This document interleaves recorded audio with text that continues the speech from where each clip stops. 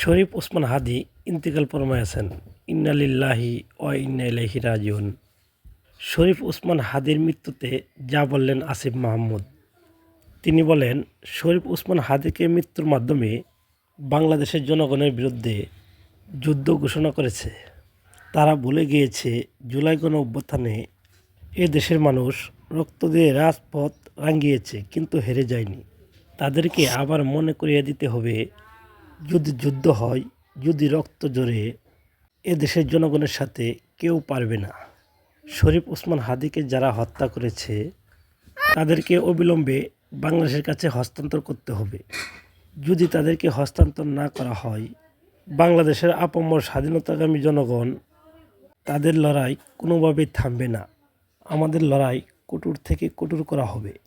আমরা স্পষ্টভাবে বলে দিতে চাই, শরীফ ওসমান হাদি জুলাই গণঅভ্যুত্থানকে টিকিয়ে রাখার জন্য সামাজিক, সাংস্কৃতিক এবং রাজনৈতিক যেই লড়াই চালিয়ে যাচ্ছিলেন, কিংবা কোনো ধরনের হানাহানি কিংবা সুবিধাভোগী কোনো গোষ্ঠীর কোনো স্থান নেই। তিনি অত্যন্ত গঠনতান্ত্রিকভাবে রাজনৈতিক লড়াই চালিয়ে যাচ্ছিলেন।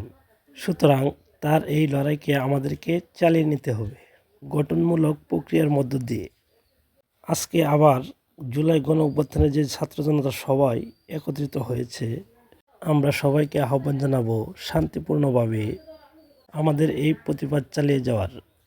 হাদির খুনিদের বাংলাদেশের জনগণের কাছে হস্তান্তর না করা পর্যন্ত আমাদের এই আন্দোলন চলমান থাকবে।